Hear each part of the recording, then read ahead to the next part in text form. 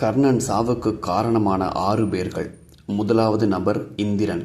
அர்ஜுனனின் தந்தையான இந்திரன் கவசமும் குண்டலமும் கர்ணனிடம் இருந்தால் கர்ணனை யாரும் கொல்ல இயலாது.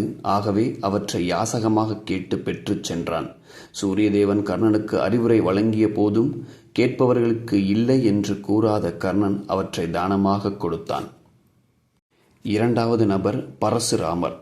கர்ணன் தன்னை ஒரு அந்தணன் என்று கூறிக்கொண்டு பரசுராமரிடம் போர்க்கலையையும் பிரம்ம அஸ்திரத்தை உபயோகிக்கும் முறையையும் கற்றுக்கொண்டான். ஆனால் ஒரு நாள் அவன் ஒரு சத்திரியன் என பரசுராமர் அறிந்ததும் கற்ற கலைகள் தக்க சமயத்தில் மறந்து போகும் என்று சாபம் கொடுத்தார். மூன்றாவது நபர் ஒரு அந்தணர். பரசுராமர் சாபத்திற்கு பின்னால் கர்ணன் மிகவும் மன வருத்தத்துடன் ஆழ்ந்த தியானத்தில் அமர்ந்தான். திடீரென்று ஏதோ ஒரு விலங்கு அங்கிருந்த புதரில் மறைந்திருப்பதை உணர்ந்த கர்ணன் அது புலி என்று எண்ணி அம்பு எய்தான். ஆனால் அது ஒரு அந்தணரின் பசு. கர்ணனின் வில்லுக்கு அது மடிந்து போனது. கர்ணன் எவ்வளவோ எடுத்து கூறியும் அந்தணர் மனம் ஏற்கவில்லை. மாறாக, ஒரு போர் வீரனைப் போல உள்ளாய் நீ. ஒரு போர் வீரனுக்கு போரின் பொழுது மிக முக்கியமானது தேர் ஓடுவது. நீ எப்படி என் பசுவை கொன்று என்னை நிர்கதி ஆக்கினாயோ அதேபோல் தக்க சமயத்தில் தேர் ஓடாது மண்ணில் புதைந்து நீயும் நிர்கதியாய் நிற்பாய் என்று சபித்தார்.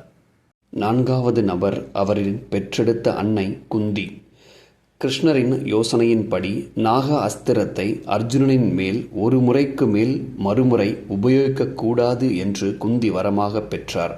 நாக அஸ்திரத்தை எத்தனை முறை வேண்டுமானாலும் உபயோகிக்கலாம். ஆனால் தனது தாயான குந்திக்கு தந்த வாக்கினால் ஒரே ஒரு முறை மட்டுமே உபயோகித்தான் கர்ணன்.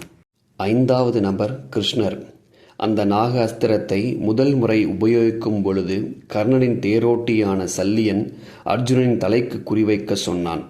தனது தம்பியும் சிறந்த வீரனும் ஆன அர்ஜுனன் துடிதுடித்து இறப்பதை விரும்பாத கர்ணன் அதை தலைக்கு குறிவைத்தான். ஆனால் கிருஷ்ணர் தேரை ஒரு அடி கீழே நகர்த்திச் சென்று அர்ஜுனனின் தலையை காத்தார். ஆறாவது நபர் சல்லியன். தான் கூறியதை கேட்காத கோபத்திலும் ஒரு தேரோட்டியின் மகனான கர்ணனுக்கு தன்னை தேரோட்டியாக நியமித்ததாலும் சல்லியன் தேர் சக்கரம் மண்ணில் புதைந்த பொழுது அதனை மேலே கொண்டு வந்து தேரை ஓட்ட அவன் மறுத்துவிட்டான். இதனால் ஆயுதத்தை கீழே வைத்துவிட்டு கர்ணன் கீழே இறங்கி புதைந்த சக்கரத்தை மீட்டு மீண்டும் தேரை ஓட்ட முயற்சித்தான். அப்பொழுதுதான் அர்ஜுனன் கணையால் வீழ்த்தப்பட்டான். இவ்வாறாக இந்த 6 பேர்களின் சூழ்ச்சியாலும் சாபத்தாலும் கர்ணன் வீழ்த்தப்பட்டான்.